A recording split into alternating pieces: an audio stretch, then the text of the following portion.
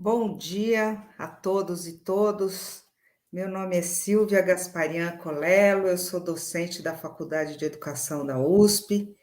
É um imenso prazer receber vocês aqui. É muito bom a gente ter uma oportunidade assim tão bonita de encontro de professores, trocas de ideia, inovação, e para dar continuidade a esse lindo evento, o primeiro Congresso Brasileiro de Metodologias Ativas na Educação Básica, hoje eu tenho o prazer de apresentar para vocês meu colega, amigo, Ulisses Araújo, que é professor titular da EASH-USP, presidente do PAN-BL, Associação de Aprendizagem Baseada em Problemas e Metodologias Ativas, coordenador do Núcleo de Pesquisas Novas Arquiteturas Pedagógicas, educador e pesquisador com inúmeros artigos e mais de 10 livros publicados.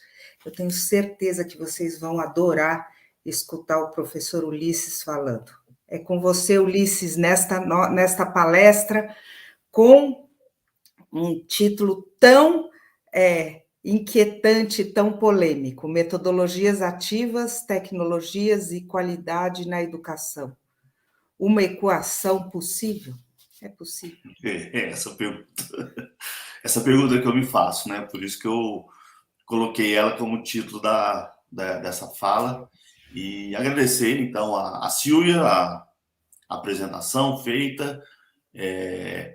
Espero agora que tudo dê certo, né, Silvia? Estamos aqui mais relaxados, aqueles imprevistos de última hora. A minha internet caiu exatamente às 8h29, mas conseguimos retomar às 8h31.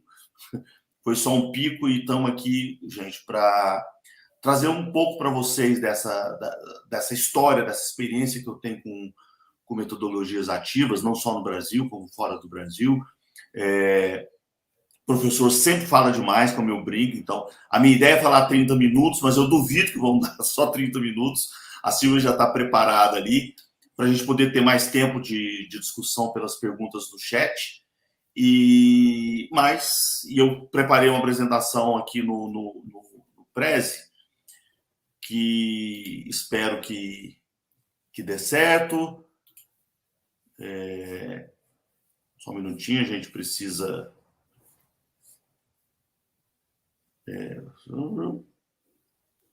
voltar aqui para poder organizar. Vou botar minha tela. E aí, vocês agora devem estar vendo a minha tela, sim? Sim, sim. Então, vamos agora iniciar o Prezi. Aumentar. Tudo certo aí, Silvia? Deu para ver? Sim, estamos Então, vendo bem. Só eu que não me vejo aqui, mas eu estou vendo a minha tela e sei que eu estou aí na linha de frente. Então é isso, gente. O título que eu escolhi foi Metodologias Ativas, Tecnologias e Qualidade na Educação. Uma equação possível. Eu vou fazer uma introdução mais conceitual aqui, de background, vamos dizer assim, de base, para poder chegar numa definição do que são, afinal de contas, as metodologias ativas, as diferentes formas de metodologias ativas. Vou discutir o papel das tecnologias, falar de formação de professores e, finalmente, apresentar, espero com um tempo razoável, alguns exemplos de projetos de formação de professores com que eu estou envolvido atualmente, certo? Mas a introdução, eu vou começar essa introdução. Vamos lá, o Prezi tinha que estar rodando.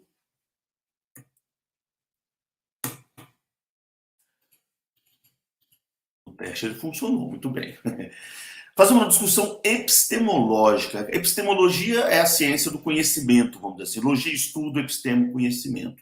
E na história da ciência, da filosofia, um campo mais da filosofia, você tem duas grandes concepções. Aquela de que o conhecimento, afinal de contas, como que a gente aprende, como que a gente conhece as coisas do mundo, né? Desde o nascimento até a vida inteira. Uma das concepções mais importantes que muita gente defende é que o conhecimento é inato, que a inteligência é inata e, portanto, ela tem uma base biológica, sociobiológica, mas os genes vão, de uma certa forma, determinar a sua genética, inclusive a sua inteligência, não só a cor dos seus olhos e etc. Em contraposição, você tem o empirismo, que vai mostrar que o conhecimento, na verdade, ele é transmitido, ele é ensinado, a cultura ensina. Desde que a gente nasce, a cultura, os pais, a família, o professor, como está nessa imagem, ele vai transmitir e vai ensinar para as pessoas aquilo que a sociedade, a cultura desenvolveram nos milênios, vamos dizer assim. Em oposição a isso, ou na verdade, fazendo essa discussão filosófica há muito tempo, é que surge a perspectiva interacionista, certo? De que, na verdade, o conhecimento, a vida e também a felicidade, a alegria, a tristeza, quer dizer, nós nos constituímos na interação com o mundo, com a natureza, com as pessoas, desde o nascimento. Quer dizer, não é nem tem uma base de genética e tem uma base de cultura. E hoje essa é a concepção, vamos dizer assim, que a grande, mesmo que às vezes a gente caia na tentação de dizer, o aluno não aprende porque olha quem é o pai dele, né? É genético, em outras palavras. Ou, de repente, o professor não soube ensinar direito. É como se é o professor que ensinasse. Hoje em dia, todo mundo tem uma certa compreensão de que, na verdade, isso é resultado de uma interação, vamos dizer assim. E é nessa perspectiva que a gente tem boa parte dos autores que são referência para todos nós que estamos aqui hoje nesse vídeo, vamos dizer assim. Desde Montessori, passando por Dewey, Freinet, Vygotsky, Piaget, Brunner, Papert, Anísio Teixeira, Escola Nova no Brasil, nos anos 20, né? Que a professora Roseli Lopes trouxe a ideia do manifesto de 32, por exemplo, até chegar no nosso conhecido Paulo Freire, mais contemporâneo desses autores que eu estou mencionando aqui.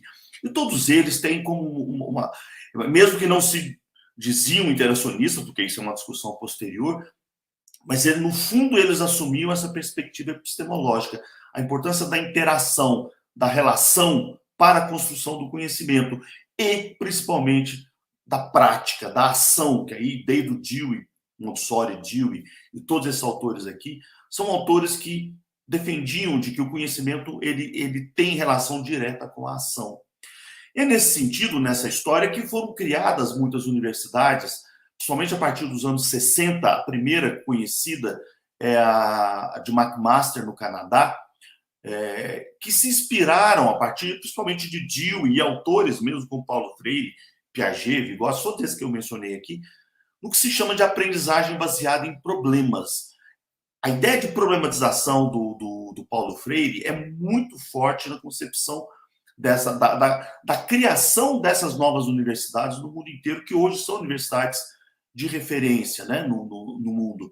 Inclusive, tem uma história nisso aí, que é uma história não contada, uma história de bastidor, eu falo porque eu vi de atores que participaram dessa história diretamente.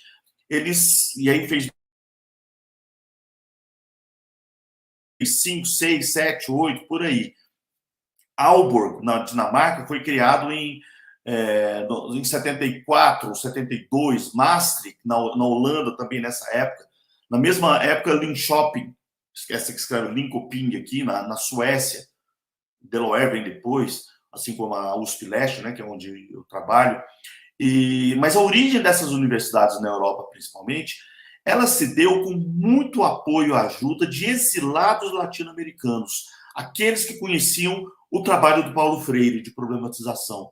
E mesmo McMaster, algumas das pessoas que tiveram mais influência, como Luiz Branda, a hora que você olha a história de McMaster, que não são os atores principais, mas eram uruguaios, porque nessa época dos anos 60 e 70, quando a gente estava vivendo as ditaduras no Cone Sul, Brasil, Uruguai, Argentina, Chile, e esses intelectuais, que por um acaso começam a ser perseguidos no Brasil hoje, novamente, é a mesma lógica, certo? Paulo Freire, principalmente, mas essas ideias que o Paulo Freire sintetizou, estavam por detrás da criação dessas universidades na Europa e que hoje são referência no mundo para esse universo que nós estamos discutindo aqui da aprendizagem baseada em problemas e, posteriormente, metodologias ativas de aprendizagem. E aí a gente cai, portanto, nas metodologias ativas de aprendizagem. Mas antes dela, a gente tem que entender que o que se conectam todos aqueles autores, mesmo que eles não se dissessem como tal, tá? Porque isso é uma discussão que vem bem posterior, é o construtivismo. E aí, o construtivismo ele é visto como uma aventura do conhecimento. O pressuposto é de que o mundo não está pronto. Isso aqui é a chave, gente. A realidade não está dada. Ou seja, quando eu estudo física, química, ciências ou língua, a língua não está pronta. A língua está sendo construída e reconstruída o tempo todo, como minha colega Silvia, que trabalha com isso, sabe. A química não está pronta. O universo está em construção. E nós, seres que habitamos o planeta, não é só o ser humano, o universo, somos co-construtores desse mundo e da realidade. Isso aqui, a gente vai ver lá na frente, faz uma diferença muito grande na educação. Com essa perspectiva, o que o construtivismo quer? Ele pressupõe dar voz aos estudantes, promover o diálogo, incitar a curiosidade, questionar o cotidiano e os conhecimentos científicos. Questionar os conhecimentos científicos. Isso é uma base importantíssima do construtivismo e dessa concepção de mundo que nós estamos falando. Mas, acima de tudo, ele dá condições para que os estudantes encontrem respostas para as suas próprias perguntas. Perguntas deles e da sociedade. E aí que a gente chega nas metodologias ativas. Que elas têm o construtivismo como sua base epistemológica. As metodologias ativas são aquelas que demandam da pessoa uma intencionalidade na aprendizagem. Ele ou ela, o estudante, o aluno, a aluna, é que toma a iniciativa da ação de conhecer. Ele não é, como a gente já falou, passivo. Ele é um sujeito que ele toma a iniciativa de conhecer a partir, olha só, hein, de seus desejos e necessidades. E ninguém pode fazer isso por ninguém. Ninguém conhece por ninguém. É o sujeito que age para conhecer. Como sujeito ativo, ele torna, portanto, autor de sua vida e do que conhece. E é aqui que a gente tem exemplos, os principais, a aprendizagem baseada em problemas, é a mais conhecida por aí, que depois vira aprendizagem baseada em projetos, ou aprendizagem baseada em problemas e por projetos, como a professora Roseli falou, o professor Nilson, todos que passaram aqui, né, meses, e boa parte das pessoas que passaram por aqui estavam falando em projetos. E mais recentemente você começa a falar de metodologias e de princípios como o design thinking e o movimento maker. Mas de onde é que isso tudo se articula? Eles vão se articular nisso que eu estou chamando aqui, no conceito de metodologias ativas. Ele surge porque nessa história as pessoas começam a criar muitas correntes, né? Cria uma corrente, pensamento revisível, robótica, mapas conceituais, sala de aula invertida, aprendizagem baseada em projetos, cultura maker, tudo isso pode fazer sentido. Mas aí a ciência resolve criar esse termo metodologias ativas como uma forma de ser um guarda-chuva que engloba todos esses princípios que tem como pressuposto epistemológico exatamente essa ação do sujeito, a interação e o construtivismo. Avançando agora, vou falar um pouco de tecnologia, que é um dos temas que a gente quer falar aqui. E eu resolvi usar o termo fetiche, né, da fantasia, do desejo, ou do que o Nilson falou ontem, que são os fogos de artifício, né? O capitalismo tem esse sonho de criar máquina de ensinar. Um dos problemas centrais desse fetiche, ou desse sonho, que nunca, eu acredito, vai chegar a ser realizado, é porque ele tira do processo, eu já ouvi falar isso de um capitalista muito sério por aí, certo? Um cara de alto padrão aí dentro do mundo capitalista, que é o seguinte: o professor, ele atrapalha o processo de ensino e aprendizagem. E o sonho dessas pessoas, até para quem entende de marxismo, falar de mais-valia, etc., é o quê?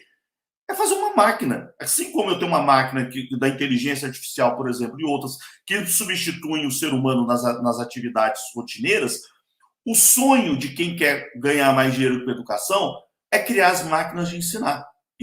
Essa imagem ela é da França no final do século XIX.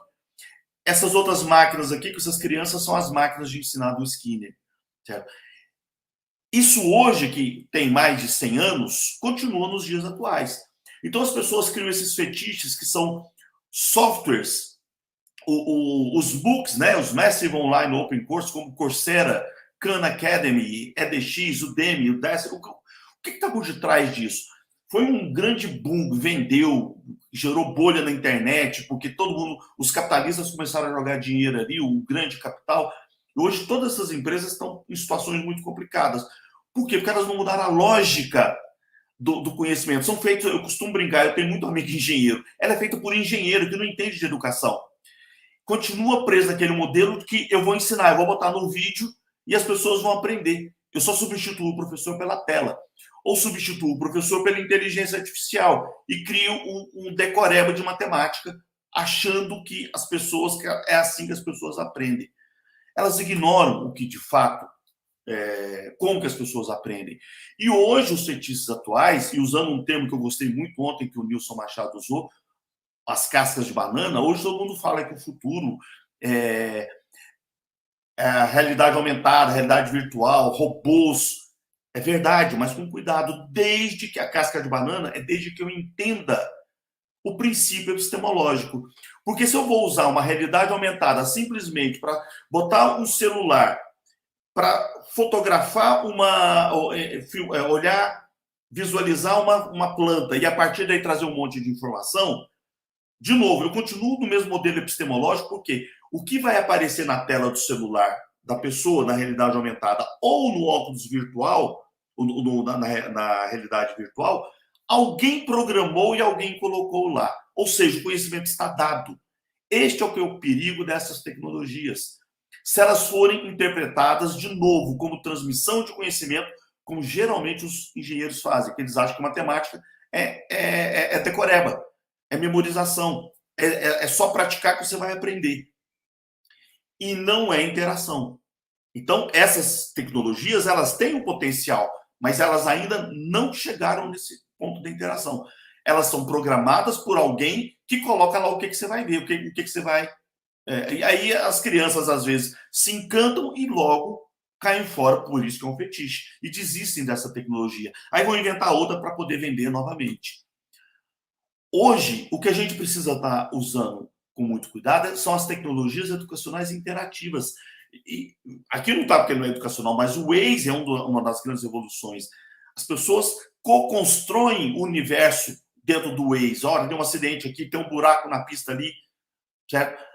Assim como eu estou mostrando aqui para vocês, hoje, do lado esquerdo, aqui na ordem, o Seesaw, que é uma tecnologia americana, uma plataforma americana que é hoje a mais usada pelos alunos, o Scratch, que muita gente conhece, quer dizer, o aluno constrói através de programação, ele constrói o universo ali dentro do Scratch. Do lado direito aqui, nós estamos vendo o Turf, que é um 3D imersivo. Eu já fiz um congresso desse jeito aqui, onde as pessoas entram com seus avatares, elas conversam uma com a outra através do avatar. É uma coisa que realidade virtual em 3D, tem muita coisa surgindo por aí ainda, mas eu interajo com as pessoas com o meu avatar dentro de um mundo virtual, ou seja, existe interação, não está dado, eu converso com as pessoas, eu construo conhecimento, eu construo projetos dentro desse mundo virtual. Nós estamos vendo aqui Zoom, Meet, Teams, todas essas tecnologias de vídeo que, de fato, como a gente está aqui agora e hoje nas oficinas, que permite a interação. Eu estou mostrando para vocês aqui uma outra que se chama Lucid Chart, onde eu construo projetos com os professores, cada um em um local. E a gente, junto dentro, utilizando a internet, a gente consegue construir e interagir em cima da construção de uma rede de conhecimentos e inovação. E o Padlet também, que é outra, você usa em português, que é outra tecnologia que você co-constrói o mundo, você co-constrói o conhecimento. Mas tudo isso tem o que é a mediação do professor. O professor não é uma máquina, ele não é uma máquina de ensinar, ele é o sujeito que media esse processo. Então, a primeira coisa, já respondendo a pergunta central hoje, né, dessa minha fala, como que a tecnologia entra com qualidade e se é possível a gente fazer isso? Sim, desde que eu tenha a mediação do professor. Esse sujeito de carne e osso, sentimentos, conhecimentos, vida, ele é que é o sujeito-chave desse processo de mediação, usando tecnologias interativas e não os fetiches que surgem por aí que a gente tem que estar de olho, ou as cascas de banana. E aí a gente vai para a chave, formação de professores. Esse é um dos gargalos, um dos nós do Brasil. Inclusive, escrevi um capítulo sobre isso há pouco tempo. Quer dizer, faltam no Brasil políticas públicas em maior escala de formação de professores com habilidades, competências e conhecimentos necessários para levar às salas de aula o que pode ser compreendido como as novas arquiteturas pedagógicas, que inclui tanto o uso de tecnologias colaborativas e cooperativas, mas mais importante, uma postura profissional construída no uso de metodologias de aprendizagem que leve os estudantes a serem protagonistas e autores do processo de construção de conhecimento. Isso foi discutido durante todo esse congresso, é o objetivo central desse congresso aqui, gente. Criar políticas de formação de professores que deem conta dessa realidade que eu estou mostrando para vocês e que praticamente todo mundo discutiu isso aqui durante esse congresso, nas diversas ações, né? Nós precisamos formar pessoas que deem conta dessa realidade e não fiquem presas nos fetiches ou na negação da importância da tecnologia também. E aí, eu quero falar para vocês um pouco de projetos que eu estou envolvido nessa parte final da minha fala. Eu quero poder trazer para vocês aqui como pedagogo que eu sou, apesar de transitar em muitas áreas interdisciplinares, mas eu sou pedagogo. Minha preocupação é a sala de aula, é o professor, é o aluno que aprende, a aluna que aprende. Como que a gente faz isso? E a chave é a formação do professor. Nós temos que investir nisso. E aí eu tenho encontrado uma parceria muito forte nisso, que é o Instituto Iumbo, e é por isso que nós estamos juntos, trabalhando na organização desse congresso. Então, junto do Iumbo, a gente vem desenvolvendo algumas experiências que eu vou mostrar agora para vocês, e que tentam dar uma voz a essa forma de se entender a partir do construtivismo, desses autores como referência que eu coloquei lá atrás na história, para chegar nas metodologias ativas, mas usando a tecnologia como ferramenta de interação e formar esse professor mediador para dar conta desse processo. Mas a primeira dimensão que eu quero falar para vocês era a transmissão do conhecimento. Ontem isso foi dito claramente pelo professor Menezes aqui, e eu vou retomar isso aqui de novo. Cada nova geração não tem que reinventar a roda. A gente não tem que reinventar 500, cada novo aluno tem que reinventar 5 mil anos, 10 mil anos de história, de conhecimento, ou mesmo 100 anos. Então, existe uma parte essencial que é nossa função enquanto profissionais da educação, que é transmitir conhecimento, sim. Tá? Então, não é essa história, uma escola construtivista, uma escola com metodologia ativa não tem aula expositiva. Claro que tem. Nós aqui estamos numa situação onde eu estou transmitindo conhecimento para vocês e usando tecnologia. Então, isso é fundamental. Os alunos têm que aprender ciência, português, matemática, história, geografia. Não só isso, mas a transmissão do conhecimento, da cultura, da sociedade, da ciência, isso é fundamental.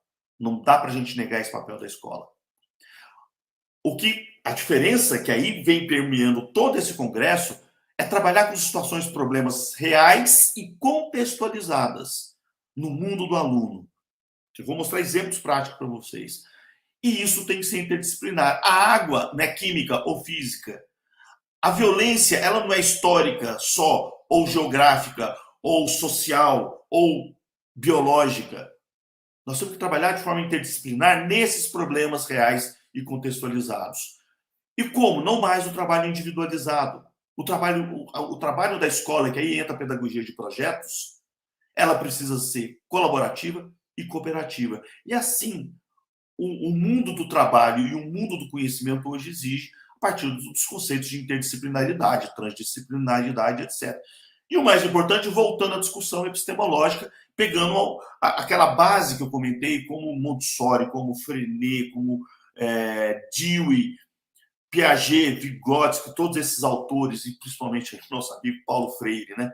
Aprender fazendo, a importância da ação para que eu forme professores, como foi dito também nesses dias, eu preciso formar professores na ação, não é só na teoria. As faculdades de educação, os cursos de licenciatura, precisam formar professores na ação, aprender fazendo. Essa é a lógica desse projeto que a gente começou esse ano, que é uma parceria da Faculdade de Educação da USP, com o Núcleo de Pesquisa em Novas Arquiteturas Pedagógicas da USP e o Instituto IUNGO. A gente criou esses cursos, chamam Repensando o Currículo.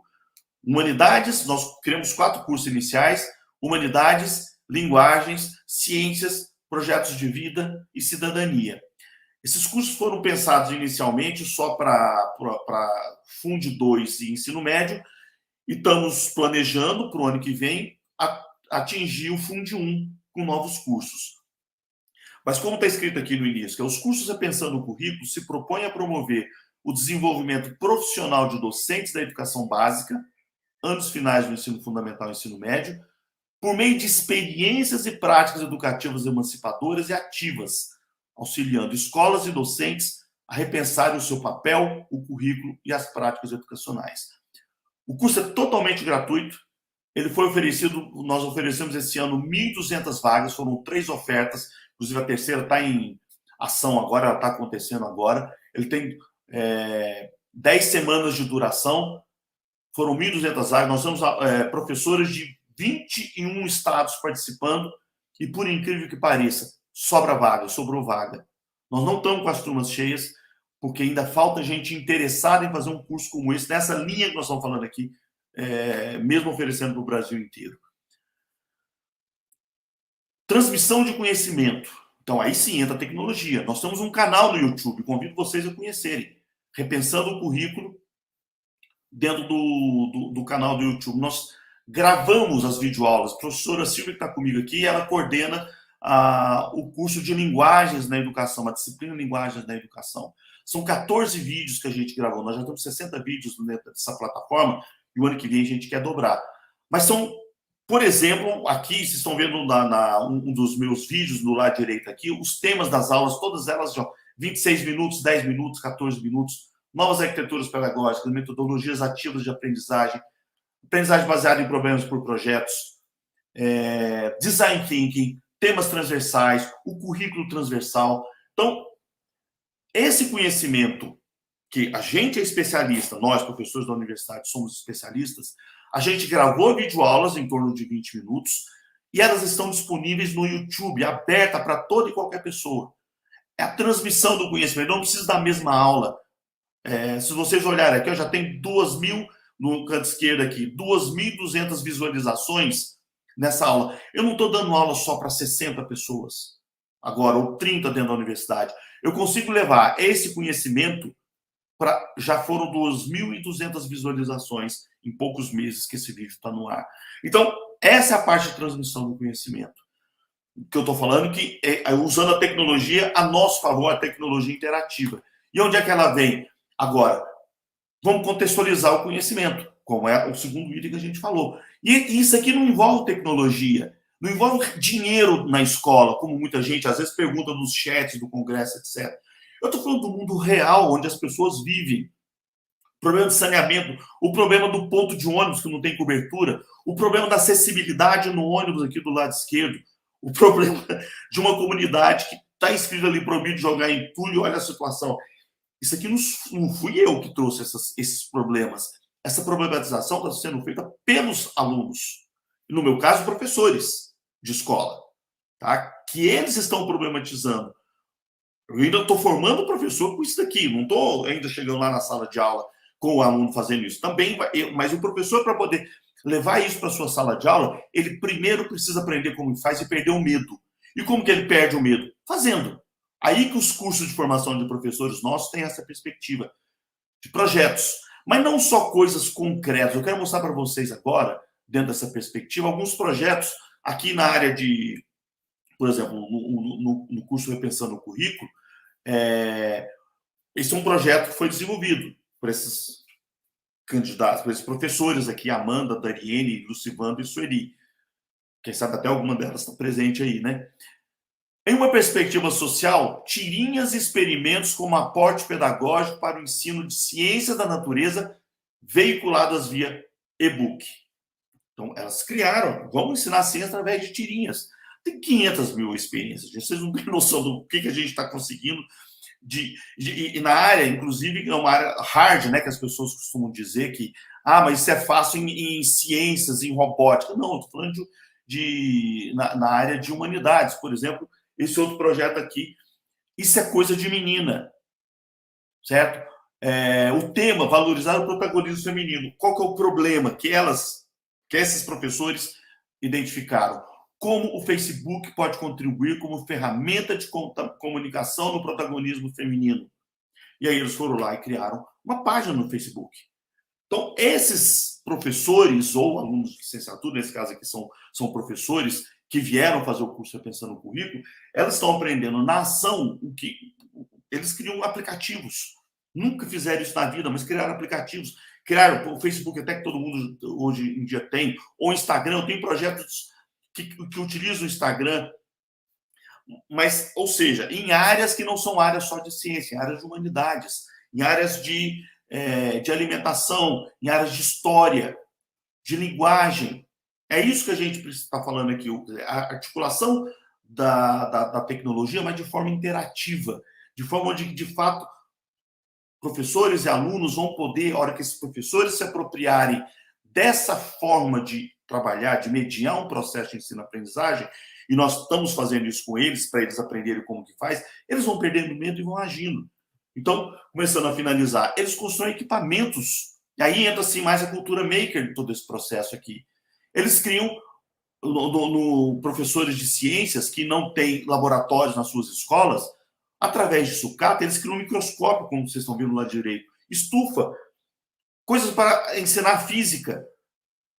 Eles criam esse projeto aqui dessa garrafa PET que vira uma telha, vocês estão vendo, e de uma caixa de leite aluminizada por dentro e que vira uma manta. Isso é um projeto para aquele ponto de ônibus que a gente viu ali, que eles estavam construindo uma cobertura para o ponto de ônibus da realidade. Isso sem recurso, sem dinheiro. O que a gente quer?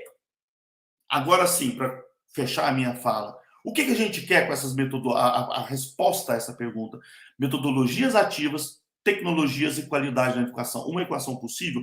Sim, é possível. Desde que o professor assuma esse papel de mediação, de que ele não mais detém o conhecimento e que o papel dele é promover, usando as ferramentas tecnológicas hoje disponíveis, e não só eletrônicas, a tecnologia pode ser, por exemplo, aquela telha, uma garrafa PET, pode ser um garrafão, como é outro projeto, eu tenho muita coisa na cabeça aqui, um projeto desse garrafão de 20 litros, que foi utilizado para criar um filtro para água, para filtrar água para cozinhar, não para beber, por exemplo, que precisava de um volume maior. Então, não envolve só tecnologia no sentido eletrônico, etc. O que nós estamos falando aqui, no fundo, gente, e isso já foi dito em outros momentos desse congresso, o que a gente precisa nesses cursos de formação de professores é criar o que em inglês se chama mindset, ou em português a gente pode traduzir como mentalidade. É criar uma mentalidade construtivista, interacionista na formação de professores, entendendo que o conhecimento a ser transmitido é importante, mas ele hoje, sim, você pode usar o YouTube, o celular, etc., para fazer essa parte, e gastar o nosso tempo efetivamente para colocar esses professores para aprenderem a mediar processos, a dar autonomia para os alunos, aos alunos descobrirem através das suas perguntas como é que funciona o mundo, como é que funciona o universo, como é que funciona a cultura, a história, criar arte a partir desse processo, que é um processo de criação de novo. No fundo, nós estamos falando de qualidade hoje, o que se entende de qualidade na educação, não é fazer prova e bem nos exames, isso também foi muito discutido nesse congresso, né? Ter notas boas nos exames de avaliação, etc. O que nós estamos falando aqui é de construir, ajudar os nossos alunos. Pensa como se fossem os filhos de vocês. O que vocês querem que os filhos de vocês saibam? Simplesmente que o conhecimento para passar em prova no vestibular, que 2 mais 2 são 4, e aí ele memoriza e vai embora? Ou você quer que ele aprenda a ser criativo, a aprender a se comunicar, a trabalhar em equipe, que é uma dificuldade que nós professores temos, a trabalhar coletivamente, certo? A resolver problemas, que é outra habilidade fundamental hoje em dia, ética, excelência, como a professora Lynn falou, fazer tudo com excelência, se engajar no que faz e com ética. Esse é o sentido, inclusive, que a gente trouxe aquela fala da professora Lynn desse congresso, que, em princípio, muita gente pode não ter entendido o que tem a ver com metodologias ativas, falar daquilo, mas aquilo é essencial nas habilidades que a gente quer que os professores desenvolvam junto com seus alunos. Excelência, ética, engajamento. Os 3 S, os 3 M's que ela menciona também na fala dela. Quer dizer, o que a gente está querendo aqui, efetivamente, nesse processo, finalizando essa minha fala aqui, deixa eu voltar aqui para o Ao Vivo e a Cores, né? Com vocês, isso. O que a gente quer é uma formação de professores, uma política pública, uma política institucional, uma política de cada escola, que ajude esses professores a construir essa mentalidade. Que o conhecimento não está mais na gente, professor, ele está disseminado na comunidade, no meu aluno, que sabe muito mais do que eu em determinados conteúdos, inclusive, por exemplo, sobre drogas, ele sabe mais sobre drogas, ele sabe muitas vezes mais sobre sexualidade do que nós, já estamos mais velhos, etc. Quer dizer, então, o conhecimento está disseminado, o que a gente precisa é sistematizar, de forma científica, de forma adequada, sem abrir mão dos conteúdos disciplinares que a gente conhece por aí. Tá até bom, né? Falei 40 minutos, quase 40 minutos, e professora Silvia Vola aqui, e esse é o recado que eu queria passar para vocês. Parabéns, Ulisses, belíssima fala, ainda que no pouco tempo disponível. Muito bonito o modo como você articula a questão das bases epistemológicas, dos princípios, com exemplos de práticas e estratégias muito interessantes. Acho que muito bom poder ouvir isso. E a sua fala gerou aí uma série de comentários bem interessantes. A Rosângela Toledo, por exemplo, lamenta esse construtivismo aligerado que foi implementado muitas vezes no Brasil e com pouca fundamentação.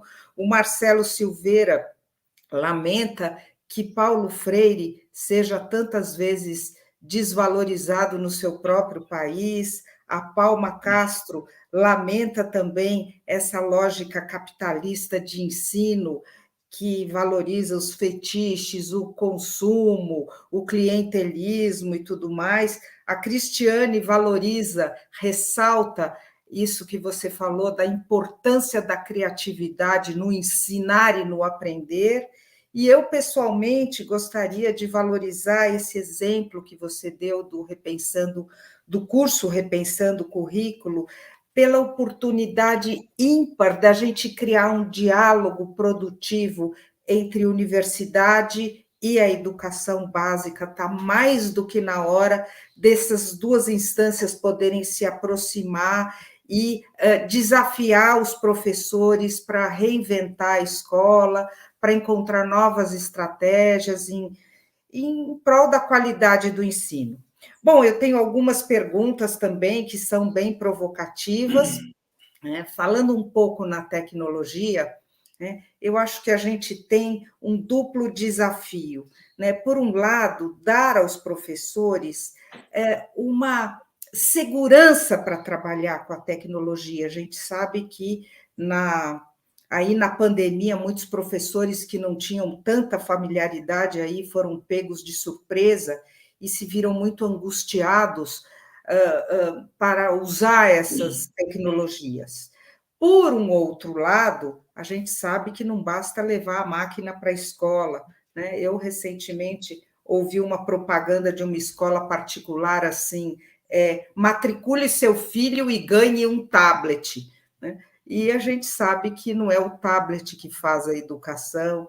Então, pensando nessa educação de qualidade, eu te pergunto, quais são os critérios para equilibrar essa equação de dar segurança para os professores e, por um outro lado, de garantir uma incorporação da tecnologia em prol da reflexão, da problematização e da geração de consciência no aluno? Pois é, Silvia, essa é a questão, são as cascas de banana que a gente tem que tomar cuidado, né? Como dito ontem, eu estou trazendo o termo hoje de novo. Eu tenho dentro dessa perspectiva da interação, do construtivismo, das metodologias ativas e do papel de mediação que o professor passa a ter e não de transmissão do conhecimento apenas, que ele também é, certo? Eu tenho uma posição que é, às vezes, muito polêmica para muita gente, certo? Que, de uma certa forma, eu acho que é perda de tempo no bom sentido, certo? Ou perda de recursos, querer formar os professores para usar a tecnologia. Olha só o que eu vou falar para vocês aqui agora, hein? Tem professor que gosta de tecnologia. E aí, os cursos repensando o currículo, como você trouxe aqui, a gente está tentando dar para esses professores que têm o interesse e têm a condição, que eles aprendam a criar página no Facebook, a criar aplicativo, a usar o Zoom, o Meet, usar essas tecnologias positivamente. Certo? Então, aqueles que querem e têm condições, desejo e necessidade, não esqueça aquilo que eu falei lá atrás, né? O que move o conhecimento na ação é o desejo e a necessidade. Às vezes eu não quero, mas eu preciso, porque senão eu vou perder meu emprego na escola, ou vou ser mal avaliado, etc. Ou eu quero, e aí junta fome e vontade de comer, eu vou lá e faço um curso e vou. E aí é lógico que eu vou aprender fazendo. Agora, existem aquelas pessoas que de fato têm muita dificuldade com a tecnologia e não querem. Isso não pode ser um impedimento. Sabe por quê? Porque ela não tem que fazer nada. Por isso que eu falo no bom sentido, a perder tempo e recurso muitas vezes, porque ele não tem que aprender. Ele tem os alunos que sabem. Sai do papel de professor que ensina e transfere isso para os seus alunos. Eles sabem muito mais de tecnologia que você. Por que você tem que fazer? Eles vão te ajudar a construir a página no Facebook, a administrar o Meet. Então, vamos dizer assim, isso não pode ser um impeditivo para os professores recusarem a tecnologia. Autoconhecimento. Se você reconhece que você tem dificuldade, que não é sua praia, por que você tem que ficar inseguro? Joga isso na mão dos alunos, eles vão adorar. E, de novo, eles vão ser protagonistas do processo. Então, é isso. Eu preciso aprender fazendo, aí não adianta, eu tenho que pegar o Facebook, eu pegar o Instagram, eu tenho que pegar a internet, eu tenho que linkar ali, fazer bobagem, certo? Aprendendo como uma criança pequena aprende, certo? Através de tentativa e erro. Mas se eu não tenho muita paciência para isso, transfere, joga isso para o aluno. Aí você vai lentamente aprendendo com ele, inclusive, e perdendo o medo. Com certeza, eu acho que muitos professores se veem inseguros nessa situação de que, pela primeira vez na história, parece que o aluno sabe mais do que o professor. Mas, em primeiro lugar, ele precisa admitir isso, né? E admitir essa possibilidade de trabalhar em parceria com o aluno. De novo, a discussão epistemológica, né, Silvia? Ele não é o único detentor do conhecimento. Isso mudou na história. Claro, e ao mesmo tempo entender que esse saber do aluno, né, não anula o papel e nem diminui em nada o papel do professor, porque mais do que nunca, essa mediação que você falou do professor é fundamental e é ele que faz essa mediação a partir de princípios éticos e tudo mais. Agora, Ulisses, tem uma outra pergunta aqui que chegou, que é o seguinte: qual é, na sua opinião, ou quais são, na sua opinião, os principais entraves da apropriação das metodologias ativas, da resolução de problemas e de tudo isso na escola? Você considera que as avaliações externas, a preocupação excessiva dos professores com as avaliações externas prejudicam a incorporação desse novo jeito de ensinar? Ou, outra pergunta que chegou, você acha que o principal problema é esse diálogo entre os tecnólogos e os educadores? Que outros fatores que você considera aí nessa dificuldade de apropriação desse novo olhar para o ensino? É muito complexo. As perguntas são excelentes, são muito complexas. Mas eu, nas minhas falas por aí mesmo, em textos, eu deixo muito clara, que é a maior resistência é do professor. Uhum. A maior dificuldade que eu tenho são essa insegurança que você falou agora há pouco. Não só do ponto de vista tecnológico, mas também do ponto de vista de metodologias ativas.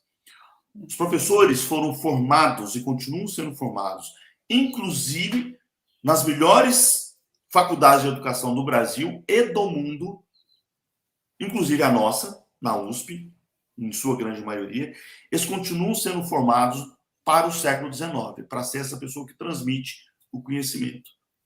Então, a hora que chega na sala de aula, esse professor tem muita insegurança e muito medo, não só da tecnologia, quanto de dar voz aos alunos. Uhum. E aí ele resiste e ele vai dar aula, como eu já presenciei em sala de aula, um professor excelente, uma pessoa politicamente perfeita, assim, amigo meu, mas numa 7ª série, ele botava um fone de ouvido, virava para a lousa e escrevia na lousa para não ouvir o barulho que estava lá no fundo e fazer o recado dele. Então, eu vou dizer, uma pessoa engajada, uma educação sensacional, mas que não tinha esse medo, essa resistência de abrir mão. Então, vamos dizer assim, a grande resistência está realmente nos professores em mudar, entender esse papel de mediação, que eles não são mais o detentor do conhecimento. E o aluno que não é bobo vai provocar. Professor, você não vai dar aula hoje, não? Quem trabalha com projeto sabe disso o tempo todo, principalmente adolescente, né? Professor, você não vai dar aula hoje, não? E aí, ó o relógio aqui, ó. Então, aí o professor desmonta. E agora o que eu vou fazer? E quando ele tem que lidar com um projeto, por exemplo, que você não sabe se o projeto vai dar certo ou não. Eu já entro em sala de aula, no primeiro dia de aula, sei. Os alunos vão dar conta. Eles vão pentelhar, mas no final, eles têm uma apresentação que eles vão ter que entregar um produto final, eles vão ter que entregar um protótipo. É uma avaliação pelo que eles têm que entregar lá no final. E aí eles também não querem pagar mico, inclusive. E eles estão se interessando, porque o projeto, a problematização surgiu do interesse deles. Isso foi dito também em vários momentos desse congresso. Menezes, Nilson, muito mais gente aqui. O Bender, no primeiro dia, mostrou muito isso, o papel desses projetos, dessa problematização, sair da realidade das pessoas e coisas que elas querem saber. Então, no final, eles vão dar conta, eles vão varar à noite, eles vão ficar na escola além do tempo. O professor precisa ter certeza que isso vai acontecer. Uhum. Então, por isso que eu falo que a nossa... E como é que você vê essa resistência do professor? Aprender fazendo, eu vou voltar nessa questão. A gente precisa... Por isso que a gente está criando cursos onde o professor tenha tempo de fazer esses ensaios e erros longe lá da sala de aula dele, mas também levando para a sala de aula dele para ir se aproximando dos alunos, ouvindo os alunos a fazer esse processo. Muito legal, Ulisses. Continua, vai. Eu acho que nessa sua fala você, inclusive, já antecipou aí 2 outras perguntas que estão chegando aqui. Primeiro, você antecipa essa ideia de que o bom professor também é capaz de provocar, desafiar e envolver o aluno nesse trabalho, né? E aí vai aí uma pergunta que chegou, quer dizer, como é que os alunos têm respondido a essa forma de trabalho? E a outra pergunta e a expectativa dos pais? Né? Muitas vezes os pais, a família quer ver na escola do seu filho aquilo que eles tiveram enquanto alunos, quer dizer, quase que uma reprodução, sem perceber que entre o mundo de ontem e o mundo de hoje se passaram aí milhões de inovações e milhões de novidades que a escola precisaria incorporar. Então, fica aí a pergunta de como que os pais lidam e como que os pais têm, qual a expectativa dos pais. Eu vou amarrar com uma outra, eu não estou olhando o chat, mas bateu aqui do meu lado, eu vi por acaso aqui da Bianca, né? Gostaria que o professor Ulisses comentasse como ele percebe a implementação do novo ensino médio frente a essa falta de uma política de formação. Isso que nós estamos falando aqui, gente, por isso que eu falo assim, tem muita resistência dos professores e da escola, e às vezes usa o que eu chamo a família como desculpa, usa o governo como desculpa. Desde 1996, nesse país, a partir dos parâmetros curriculares nacionais, o que nós estamos falando aqui é o que diz a legislação educacional brasileira.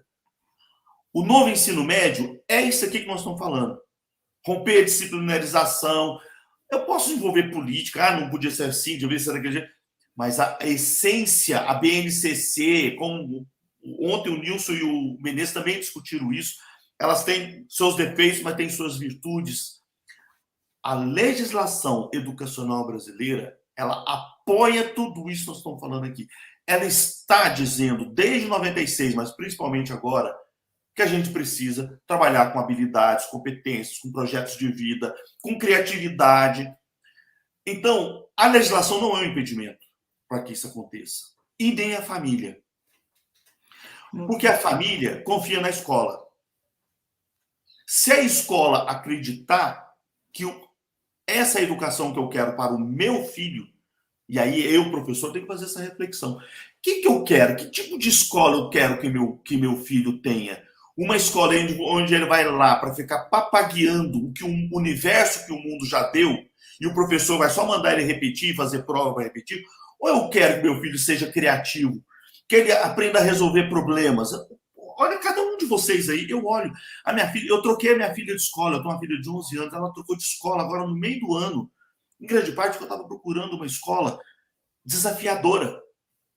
Uma escola que trouxesse problemas para ela resolver. Que trouxesse desafios para ela. Eu, pai, quero isso. E minha filha quer isso também. E a família, se a escola acredita, ela transmite isso para a família.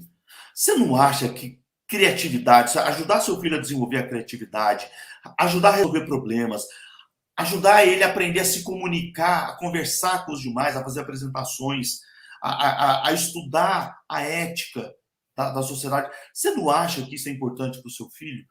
Nós estamos fazendo isso, é isso que a gente quer. Só que a gente está utilizando a matemática, a física, a química, a ciência, a língua, a educação física como meio e não como fim na escola. Porque o que a gente quer é que os nossos filhos tenham essas habilidades e competências que nós estamos falando. Então, eu estou voltando aqui dizendo que, novamente, que eu sou pedagogo, mas todo o meu mestrado, doutorado foi em psicologia, certo? Eu trabalho no campo da psicologia. Nós estamos falando aqui do universo das resistências humanas, naturais. A gente não gosta de ir para um indeterminado, para aquilo que a gente não tem segurança. E é por isso que a gente tem que fazer com muita calma, com muito espaçamento e não aprender fazendo novamente, para que a gente perca esse medo. Ele é natural, mas a gente precisa vencer, gente, porque o mundo mudou. E aí que veio a pandemia, que ajudou. A gente fala, né? O que ia durar 10 anos para a tecnologia ser incorporada, como a gente está fazendo um congresso como esse daqui, com mais de 2.000 pessoas inscritas, em um ano nós tivemos que aprender. É o desafio, é a necessidade. É verdade. Que pode se juntar com o desejo. Bom, Ulisses, o nosso tempo está se encerrando, mas eu acho que a gente tem ainda aí uns 3, 4 minutinhos que dá tempo de você responder mais umas 3 perguntinhas aqui. Em primeiro lugar, em que sentido que a problematização pode ser vista como uma metodologia ativa? Em segundo lugar, tem um comentário aqui que diz que o problema, às vezes, não é tanto dos professores, mas é da descontinuidade das políticas públicas. E, finalmente, uma pergunta mais prática: quando é que nós vamos oferecer a 4ª edição do curso Repensando o Currículo? Então, eu repasso essas perguntas a você e já peço para você finalizar. Eu tenho até 10 minutos aqui, né, Silvia? Finalizar aqui. Já roubei seus 3 ou 4. Eu tenho até 10 minutos com um chorinho, vai, para 9h35. Mas nós já estamos aí a 4 minutos aí do encerramento, então tem que ser rápido. Volta a primeira para mim, que eu concentrei na segunda e na terceira. Em que sentido que a problematização pode ser considerada uma metodologia ativa? De novo, depende do pressuposto epistemológico. Eu conheço muitas instituições que trabalham com problematização, mas o problema já vem pronto e a resposta já está pronta. Aí ela não é metodologia ativa. A pergunta é excelente nesse sentido. Por isso que eu começo a minha fala sempre a gente pensar na concepção epistemológica. Certo? Então, eu conheço universidades, eu conheço pessoas, eu conheço disciplinas, onde o professor parte dessa lógica da problematização, vou insistir nisso aqui, ele prepara a pergunta, mas, de novo, como ele só botou um problema em vez dele dar aula expositiva, mas ele sabe aonde o aluno quer chegar. Em matemática, isso é muito comum. Ele já sabe onde o aluno quer chegar. Então, ele só faz de conta que está utilizando problema como metodologia. Quanto que é Não é três vezes essa. 7, né? A Não, problematização do quanto que é 3 vezes 7. não é essa problematização de fato que a gente está se referindo aqui, a partir desses autores que eu coloquei lá no começo, do ponto de vista epistemológico. Essa problematização é aquela. A boa pergunta, isso é uma. Sempre surge essa pergunta, como é que eu sei que é um bom problema? Foi feito isso ontem, inclusive, para o Menezes e para o Nilson, foi feito isso também para o professor Bender e para outras pessoas, né? Como que eu sei o que é um bom problema? Eu sempre já escrevi isso, tem 20 anos que eu escrevi sobre isso. O bom problema é aquele que nem o professor e nem o aluno sabem a resposta. Hoje em dia eu aprimorei essa minha definição. O bom problema é aquele que o Google não responde. Então, quando os alunos começam a fazer perguntas assim, é que nem perguntar qual a cor do céu. Se eu chegar no Google, o Google responde.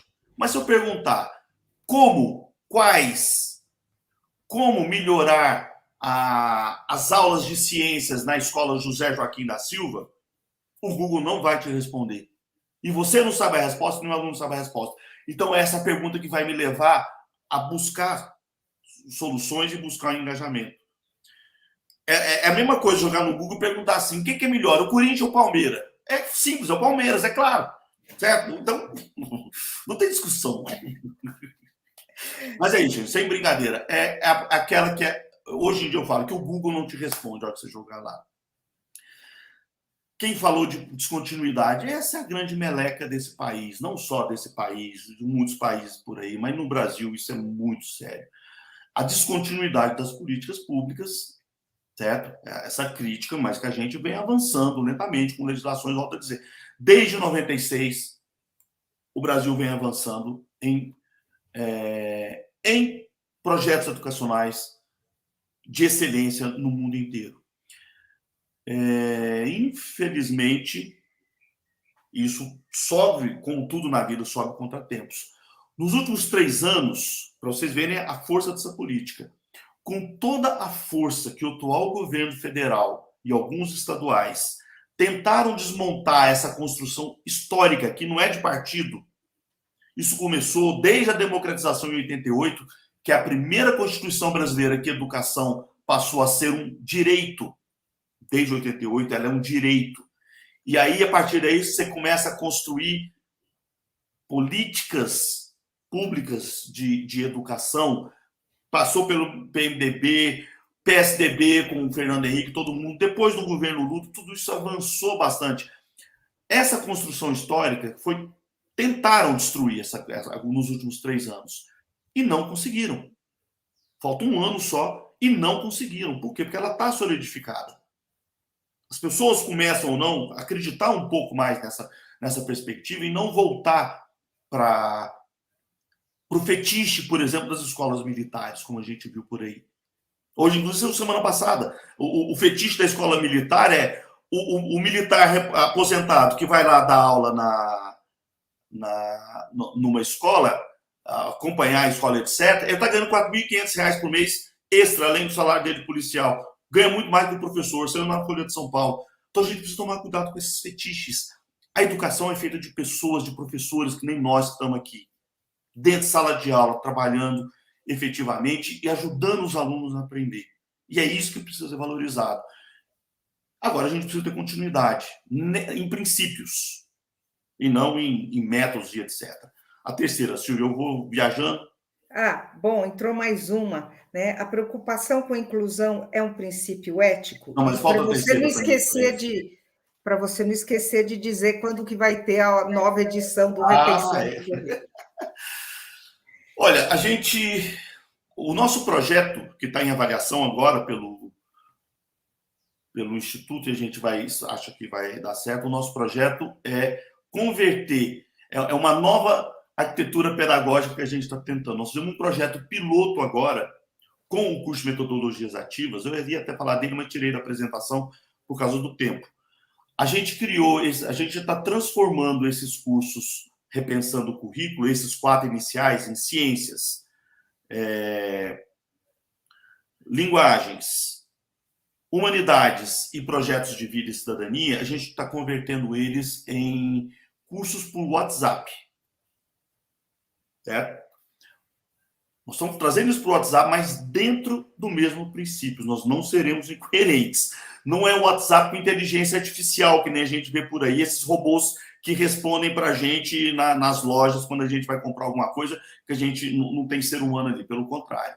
A gente está trazendo para o WhatsApp, porque o WhatsApp, as pessoas não pagam no seu plano, não computam no plano de dados das pessoas, essa é a sacada. E nós estamos fazendo esse teste lá no Amazonas, com a rede pública do Amazonas. A gente abriu 220 vagas num projeto piloto, porque a internet é cara, é difícil no interiorzão do Amazonas, então a gente está fazendo por telefonia celular e de uma forma onde as pessoas não pagam, porque o WhatsApp não entra no pacote de dados das pessoas. Então a gente pega esses vídeos que nós estamos falando aqui, que estão no YouTube, a gente pega os textos e joga tudo dentro do WhatsApp, de forma a não... Pega o vídeo e corta em pequenos pedaços e manda um por dia, de 3 minutos, por exemplo, para poder mandar pelo WhatsApp e as pessoas terem acesso a esse conhecimento qualificado por uma tecnologia que amplia a inclusão, que é o que está colocando aí, que amplia a inclusão.